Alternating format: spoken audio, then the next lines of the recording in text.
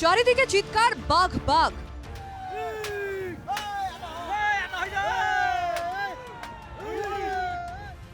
কখনো ধানের মাঠে, কখনো গ্রামের জঙ্গলে, কখনো আবার গ্রামের ছোট্ট নদীতে ঘুরে বেড়াচ্ছে রয়্যাল বেঙ্গল টাইগার।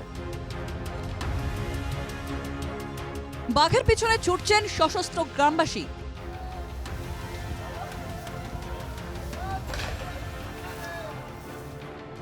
এই দৃশ্য কলিয়াবরের দেবসত্র গ্রামের। গত দুদিন ধরে এলাকায় ৬টি গ্রামে উপদ্রব চালাচ্ছে এই বাঘটি। বুধবার সকালে বাঘটিকে দেখতে পান গ্রামবাসীরা। খবর দেওয়া হয় বন বিভাগকে। তবে বন বিভাগ ঘটনাস্থলে পৌঁছানোর আগেই দা লাঠি হাতে বাঘকে তাড়া করেন গ্রামবাসীরা।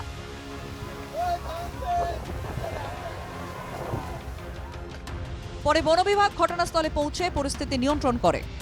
চারিদিকে মানুষের চিৎকার শুনে বাঘটি দিশেহারা হয়ে যায়।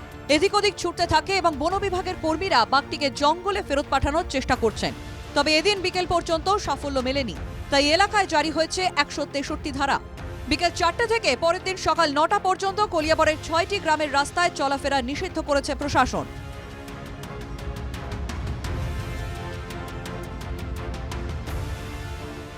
দলগাঁওয়ের কাছুমারি সোনারি গ্রামে বাঘের আতঙ্ক। ওরাং জাতীয় অভয়ারণ্য থেকে বেরিয়ে এসেছে একটি বাঘ। বাঘের আক্রমণে গুরুতরভাবে জখম এক কৃষক। বুধবার সকালে মাঠে কাজ করার সময় বাঘের আক্রমণে গুরুতরভাবে জখম হন জাহেদ আলী নামে এক কৃষক।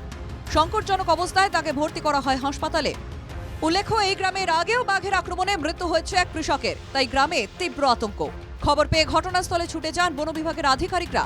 বাঘটিকে খাঁচাবন্দি করতে উদ্যোগ নিল বন বিভাগ। কলিয়াবর থেকে পঙ্কজ শইকিয়া এবং দলগাঁও থেকে জসমত আলীর রিপোর্ট, এনকে টিভি বাংলা।